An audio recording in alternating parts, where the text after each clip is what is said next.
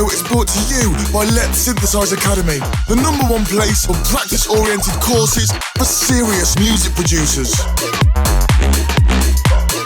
Hey, there Larson here, welcome to the newest Synthesize Sunday episode. So I recreated the Noisia Diplodocus synth tab.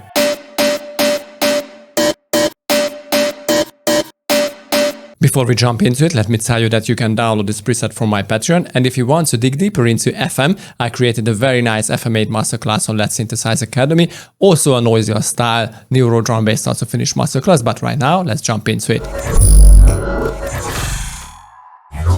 Okay, so once again, here is the sound, and the original one. So cool!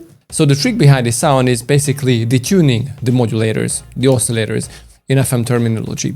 So if you have a look on operator, you can see that I have operator B, C and D slightly detuned. And if I undo that, this is the sound that we get. So let me redo them.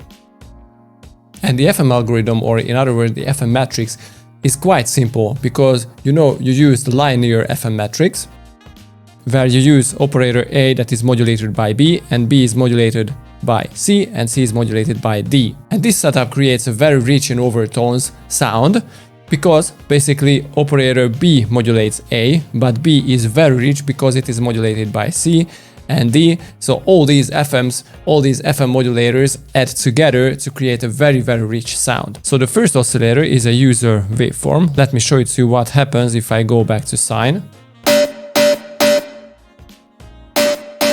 So the difference is very slight, but this again adds some little, I would say, noise in the lower part of the sound. And if I go with 1 instead of 2, you can hear that we are too low in frequency. That is not very good, so crank up it to 2 and modulate it by a simple sine on course 1, but detune it to 70.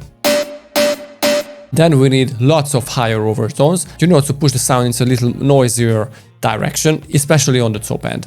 So this is why I used, again, a user waveform on 31 course and detuning it by 63. Oh, this is a cool sound on itself too. But if I go back to sine, again, the difference is not very drastic, but it still adds some nice fur, I would say.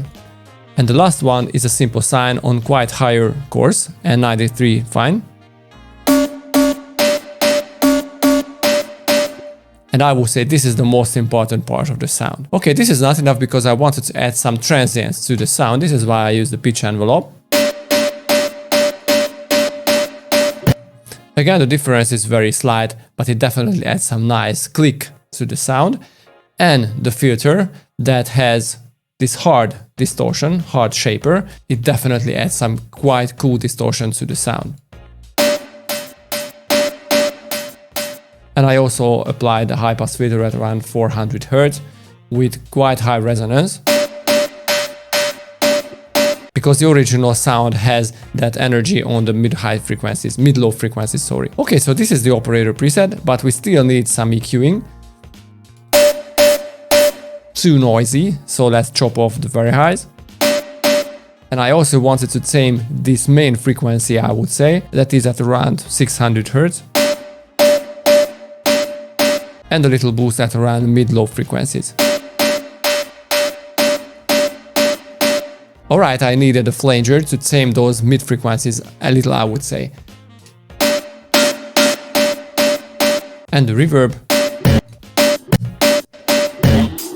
Okay, so this was it. As you can see, it's a very simple sound, but nailing the original sound was very hard, I would say, until I found that detuning is very important here.